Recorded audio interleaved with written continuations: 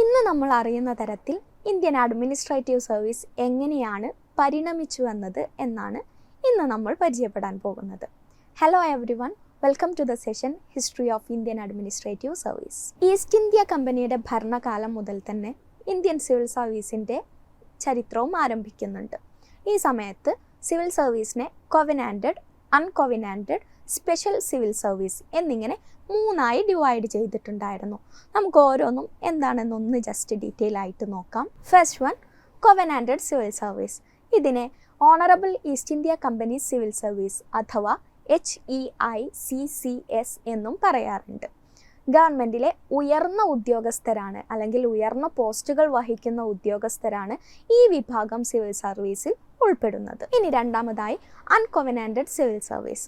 ഭരണത്തിൻ്റെ താഴെ തട്ടിലേക്ക് ഇന്ത്യക്കാരായ ആളുകളുടെ പ്രവേശനം സുഗമമാക്കാൻ വേണ്ടിയിട്ടാണ് East India Company uncovenanted civil service എന്ന് പറയുന്ന ഒരു ഡിവിഷൻ ഇൻട്രൊഡ്യൂസ് ചെയ്തത്. Indian forest service, Indian political service, imperial police തുടങ്ങിയിട്ടുള്ള സ്പെഷ്യലൈസ്ഡ് ഡിപ്പാർട്ട്മെൻറ്റ്സ് അടങ്ങുന്നതാണ് സ്പെഷ്യൽ സിവിൽ സർവീസ് എന്ന് പറയുന്ന വിഭാഗം. കോവനാൻറ്റഡ് സിവിൽ സർവീസിൽ നിന്നോ ഇന്ത്യൻ ആർമിയിൽ നിന്നോ ഉള്ള ഉദ്യോഗസ്ഥരെയാണ് സ്പെഷ്യൽ സിവിൽ സർവീസിലേക്ക് പരിഗണിച്ചിരുന്നത്. 1858 honourable East India Company civil സർവീസിനെ റീപ്ലേസ് ചെയ്തുകൊണ്ട് ഇന്ത്യൻ സിവിൽ സർവീസ് നിലവിൽ വന്നു.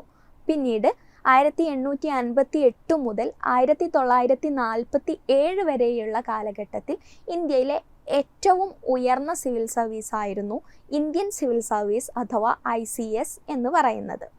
ICSലേക്കുള്ള അവസാനത്തെ അപ്പോയിൻമെൻറ്റ് നടന്നത് 1942 1919 ഗവൺമെൻറ് ഓഫ് ഇന്ത്യ ആക്ടിലൂടെ സിവിൽ സർവീസിൻ്റെ മുഖച്ഛായ തന്നെ മാറി.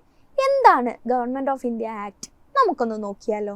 The government of India act 1919 was an act of the Parliament of the United Kingdom. It was passed to expand participation of Indians in the government of India.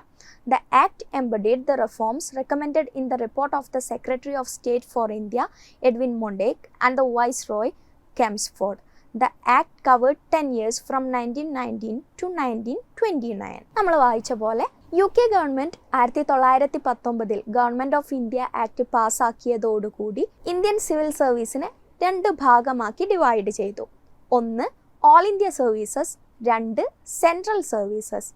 10ഓളം all India സർവീസുകളാണ് introduce ചെയ്തത്. അതിൽ വളരെ പ്രധാനപ്പെട്ട ഒന്നായിരുന്നു Indian administrative service എന്ന് പറയുന്നത്.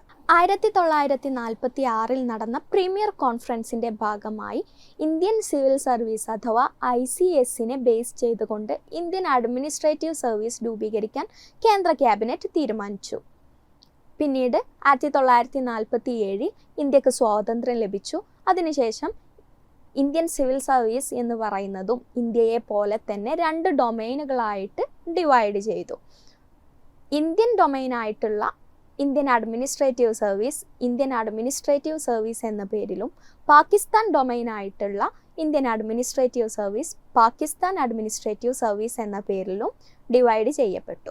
Indian ഭരണഘടനയിലെ 14ാം ഭാഗം ആർട്ടിക്കിൾ 312 പ്രകാരം ഓൾ ഇന്ത്യ സർവീസസ് ആക്ട് നിലവിൽ വന്നു.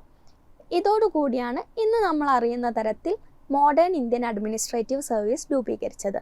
അപ്പോൾ എന്താണ് ഓൾ ഇന്ത്യ സർവീസ് ആക്ട് എന്ന് നമുക്കൊന്ന് നോക്കാം.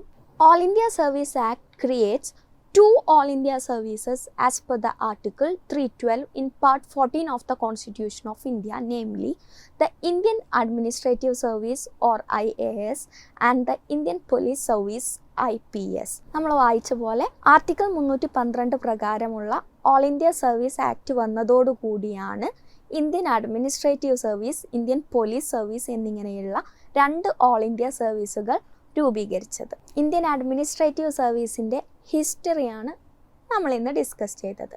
ഇനി അടുത്ത സെഷനിൽ വേറൊരു ടോപ്പിക് ഡീറ്റെയിൽ ആയിട്ട് നമ്മൾ പരിചയപ്പെടുത്തുന്നതായിരിക്കും. Till then bye.